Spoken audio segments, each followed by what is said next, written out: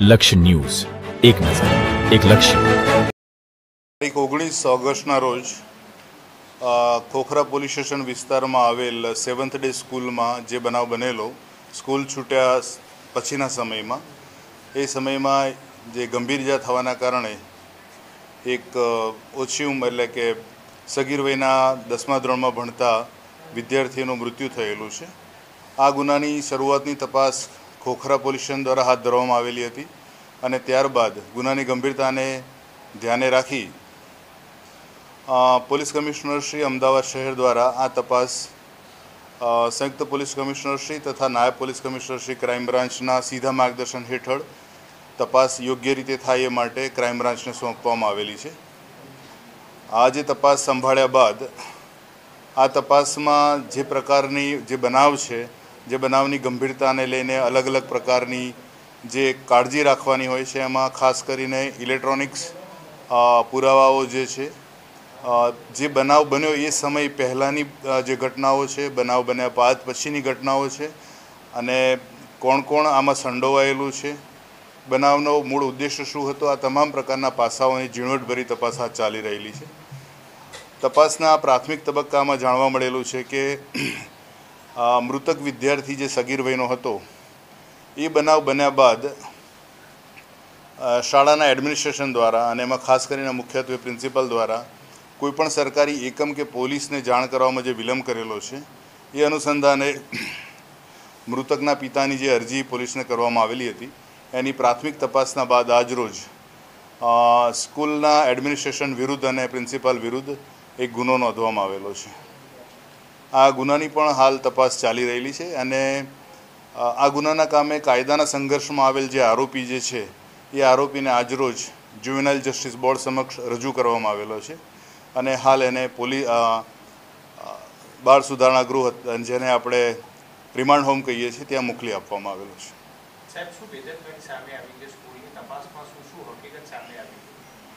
આ જે બનાવનો સમય છે અંદાજિત સમય એફઆઈઆરમાં જે પ્રમાણે નોંધાવેલો સમય જે છે એ 12:30 થી 12:45ની વચ્ચે બનાવ બનેલાનું જણાય છે। તો 12:30 જો આ બનાવ આ સમયગાળાની અંદર એટલે કે 12:30થી શરૂ થઈ અને 12:45 સુધીમાં આ જો બનાવ બન્યો હોય તો આની પ્રથમ જાણ જે એલજી હોસ્પિટલ દ્વારા પોલીસને કરવામાં આવેલી છે ત્યાં સુધીનો સમય લગભગ 50 મિનિટ જેટલો સમય બનાવ બન્યા બાદનો છે અને જ્યારે પ્રથમવાર પોલીસને હોસ્પિટલથી જે વર્દી આપવામાં આવી હતી એ 12:50નો ટાઈમ છે। તો આ સમય દરમિયાન અરજીના કામે જે પ્રાથમિક તપાસ કરવામાં આવી ત્યાં શાળા સંચાલન પાસેથી પણ ઉત્તર માગવામાં આવેલો છે કે આ સમયગાળા દરમિયાન મૃતક જે સગીર મૃતક છે એના વાલીને અથવા તો પોલીસ કંટ્રોલ રૂમને કે સ્થાનિક પોલીસને જાણ કરવામાં આવેલ હતી કે કેમ, તો એ બાબતે તેઓએ કોઈ પ્રત્યુત્તર પાઠવ્યો નથી અને એના પરથી જણાય આવે છે કે આ જાણ કરવામાં એમને નિષ્કાળજી દાખવેલી છે, એના કારણે આ ગુનાને નોંધવામાં આવેલો છે। ના, અલગથી ગુનો નોંધવામાં આવેલો છે। કલમ જે છે એ 200 આપણે ભારતીય ન્યાય સંહિતા કલમ 211 અને 239 છે, જે દર્શાવે છે કે જે કોઈ વ્યક્તિ જેને ગુનો કોઈપણ પ્રકારનો કોગ્નિઝેબલ બનાવ બનેલો છે એની જાણ કરવા એ બંધાયેલો છે, કારણ કે એના વિસ્તારમાં જે પણ વસ્તુ બની એના જે પણ અધિકૃત ક્ષેત્રમાં એણે શક્ય એટલી વહેલી સમયે જે તે સંસ્થાને અથવા તો પોલીસને જાણ કરવાની રહેતી હોય છે। એટલે આ અંગેની જાણ એમણે શિક્ષણાધિકારીશ્રીને પણ નથી કરેલી, પોલીસ એકમને પણ નથી કરેલી અથવા તો એના જે મૃતક જે સગીર મૃતક છે એના પિતાને પણ નહોતી કરી, એટલે એના કારણે આ ગુનો નોંધવાનું બન્યું છે। આ જે ગુનો નોંધાયો છે અત્યારે હાલમાં, એટલે શાળાના મુખ્ય જવાબદાર વ્યક્તિ તરીકે 7th ડે સ્કૂલના પ્રિન્સિપાલ વિરુદ્ધ ગુનો નોંધવામાં આવેલો છે અને આ તપાસ દરમિયાન જે પણ બીજી વિગતો બહાર આવશે એ પ્રકારે એમના જે તે જવાબદાર વ્યક્તિ વિરુદ્ધ કાયદેસરની કાર્યવાહી કરવામાં આવશે।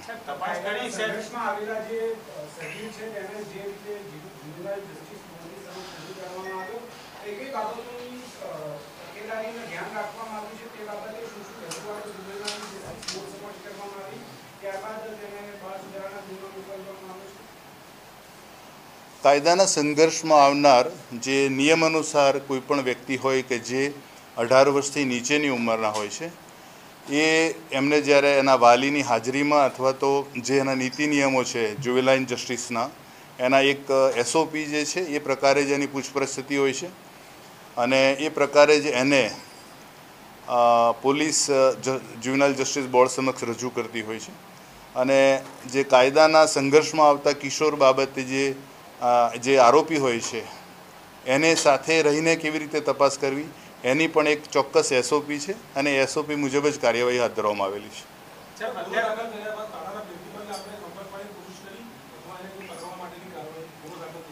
આ જે ગુનો દાખલ થયેલો છે એમાં શાળાના પ્રિન્સિપાલને બોલાવવામાં આવેલા છે, વિગતો એમની પાસેથી મેળવવામાં આવેલી છે અને હાલ તપાસ ચાલી રહેલી છે, એટલે જ્યારે ચોક્કસ અને જરૂરી પૂરતા પુરાવા મળી જશે એટલે એમની ધરપકડ હાથ ધરવામાં આવશે। ઘટનાક્રમ છે સાહેબ, એ ઘટનાક્રમમાં કઈ રીતના ત્યાંથી ત્યાં આવે છે અને કેટલા મિનિટ સુધી સ્કૂલમાં એ રહે છે અને સ્કૂલવાળાએ કોઈ પણ તેને મદદ નથી કરી કે કઈ રીતની આખી જે તપાસમાં સામે આવે? સ્કૂલ વહીવટી તંત્ર દ્વારા મદદ નથી કરવામાં આવી, એ કરતાં જે બનાવ જે પ્રકારે બન્યો છે સ્કૂલ છૂટ્યા બાદ અને જ્યાં હાલના કાયદાના સંઘર્ષમાં આવેલ આરોપી અને જે મૃતક સગીર છે એ અને એના મિત્રો વચ્ચે જે છેલ્લા કેટલાક સમયથી થોડી નાની મોટી માથાકૂટ ચાલતી હતી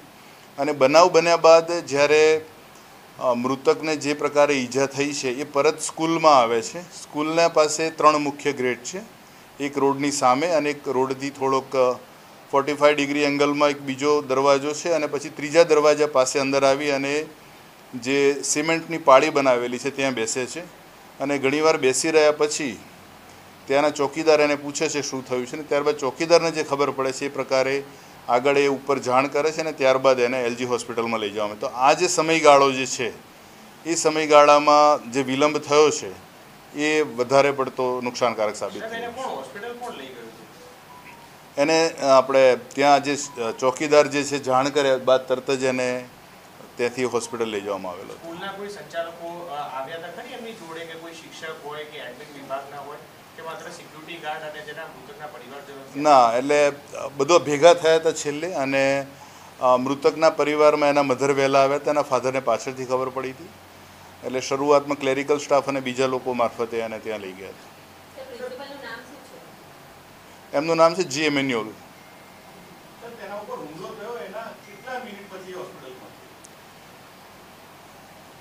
મેં જેમ જણાવ્યું કે જે બનાવ બન્યો એના પછી એ જે પરત સ્કૂલમાં આવીને બેઠો છે અને પછી ત્યાંથી એ ચોકીદારને જાણ કરે છે અને ત્યાંથી જ્યારે એલજી હોસ્પિટલમાંથી જે પોલીસ જે આપણે પોલીસ ટેબલથી જે વર્ધી આવી છે એ 12:50ની છે એટલે અરાઉન્ડ 35 to 45 મિનિટ્સ જેટલું ડિલે થયું છે।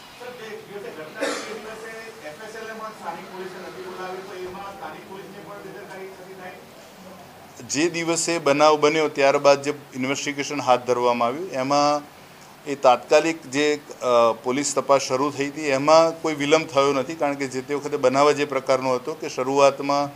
એ જે સગીર છે એની સારવાર યોગ્ય રીતે થાય, બનાવ સંબંધિત માહિતી એકત્રિત કરાય અને ત્યારબાદ તરત જ ક્રાઇમ બ્રાન્ચને તપાસ સોંપવામાં આવેલી છે। એટલે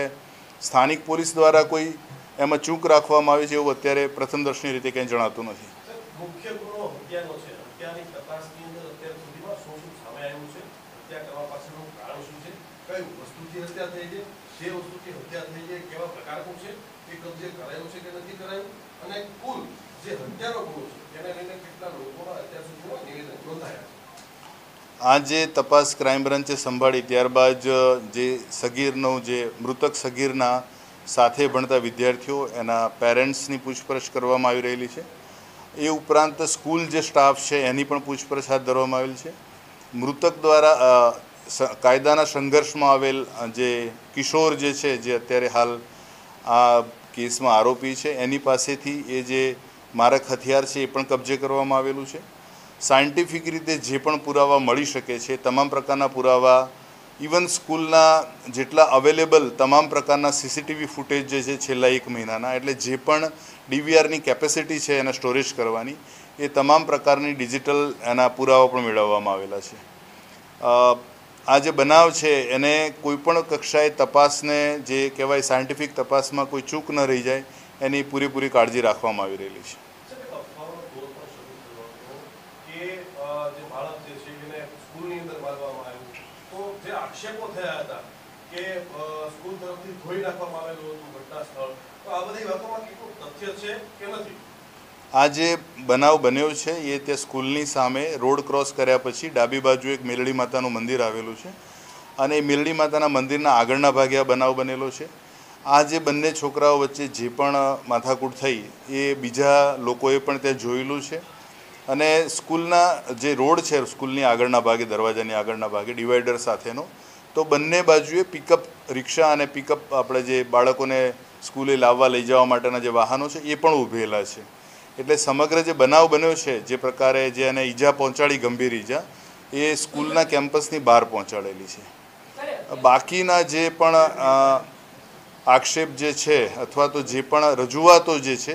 એ રજૂઆતોમાં ક્યાંય પણ કોઈ તપાસ ન થાય અથવા તો એને ઓવરલુક કરવામાં આવે એવી કોઈ સંભાવના રહેલી નથી. મુખ્ય કારણ સામે એવું ખરા, હત્યા કરવા પાછળનું મુખ્ય કારણ શું અને કઈ વસ્તુથી? જે કાયદાના સંઘર્ષમાં આવેલ સગીર જે છે એ સગીર મૃતકને એણે ચપ્પાથી એને ઘા કરેલો છે, ડાબા ભાગે,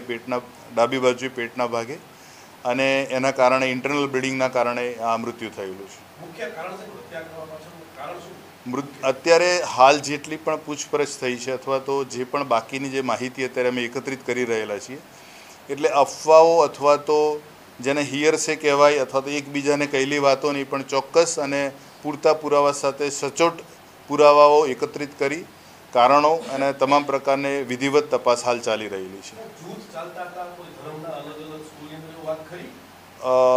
અત્યારે હાલ આજે છેલ્લા 1.5 દિવસમાં આ પ્રકારની કોઈ માહિતી અમારી સામે આવેલી નથી. એ જે બંને સગીર છે, એક મૃતક અને જે પણ કાયદાના સંઘર્ષમાં આવેલ સગીર છે, એ લોકોને નાની મોટી અંદર જે વિદ્યાર્થીઓમાં ઝઘડા થતા હોય છે એ પ્રકારના આ બનાવ બનેલો છે અને બનાવે આ ગંભીર પરિણામ લાવેલું છે.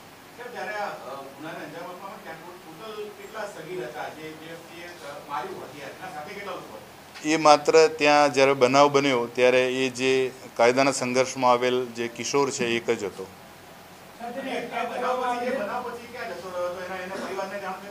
આ બનાવ બન્યો પછી એ પોતાને જે વાનમાં આવે છે, સ્કૂલમાં રિક્ષામાં, એ વાનમાં આવે છે અને એ વાનમાં જ બેસી ગયો હતો અને બેસીને ઘરે ગયો હતો. ઘરે ગયા પછી એના નિત્યક્રમ મુજબ ટ્યુશન ક્લાસીસ પણ ગયો હતો અને ત્યારે સ્થાનિક પોલીસની તપાસ હાથ ધરવામાં આવેલી અને જે પણ માહિતી મળી છે ત્યારે એ લોકોએ એની નોંધ રાખેલી છે કે જે કિશોર જે છે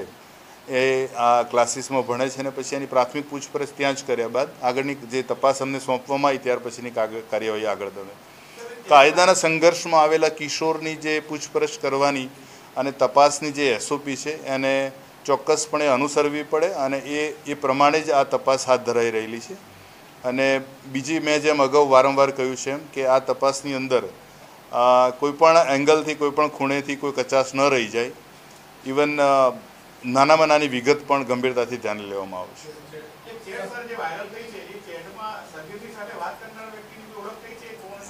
હાલ જે પ્રકારે તપાસ ચાલી રહેલી છે,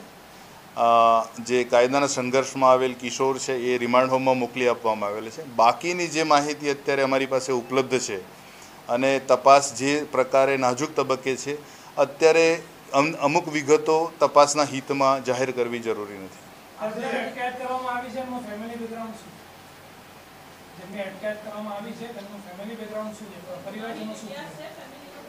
શું હાલ એ પણ તપાસ ચાલી રહેલી છે કે આ જે કિશોર જે છે એના પરિવારનો કોઈ ગુનાહિત ઇતિહાસ છે કે કેમ. હાલ જે કાયદાના સંઘર્ષમાં આવેલ કિશોર જે છે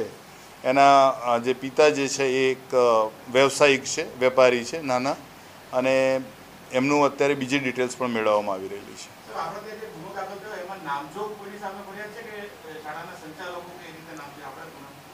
એમના જે 7th ડે સ્કૂલના પ્રિન્સિપલના નામજોગ ફરિયાદ થયેલી છે અને અન્ય જે સ્કૂલ એડમિનિસ્ટ્રેશન છે એનું નામ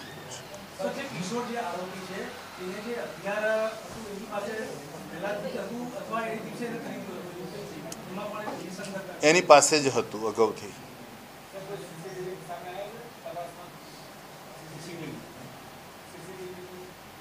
આ બાબતે મેં શરૂઆતમાં જ કીધું હતું કે આ જે સ્કૂલ જે છે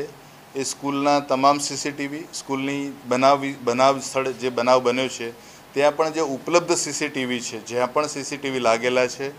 જેના ફૂટેજ મળી શકે એમ છે, એ તમામ પ્રકારની માહિતી, તમામ પ્રકારના પુરાવા એકત્રિત કરવામાં આવેલા છે.